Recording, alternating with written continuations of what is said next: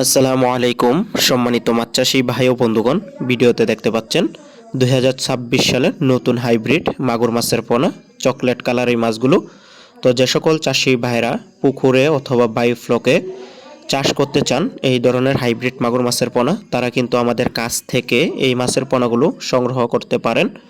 এই মাছগুলো পুকুরে অথবা বায়োফ্লকে চাষের জন্য খুবই উপযোগী। আর এই মাছগুলো কিভাবে চাষ করতে হয় আমাদের দেশের সকলেরই জানা আছে।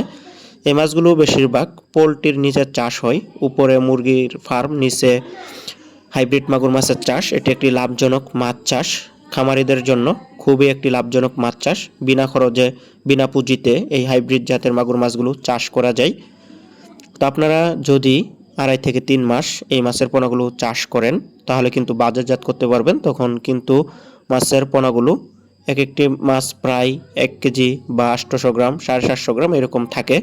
তো যারা এরকম মাছ চাষ শুরু করতে চান অবশ্যই কিন্তু আমাদের কাছ থেকে পোনা সংগ্রহ করতে পারেন।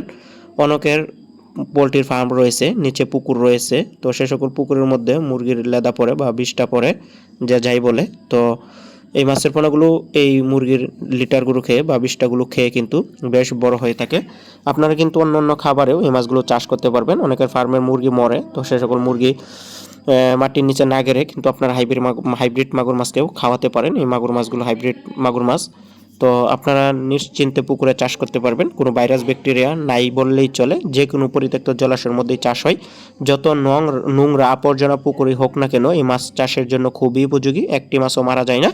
তো আপনারা যারা পোনা ক্রয় করবেন যোগাযোগ করবেন। বাংলাদেশের 64 জেলাতেই মাছের পোনাগুলো হোম ডেলিভারি দেওয়া হয়, অক্সিজেনের প্যাকেটে করে এবং কি প্লাস্টিকের ড্রামের মধ্যে করে।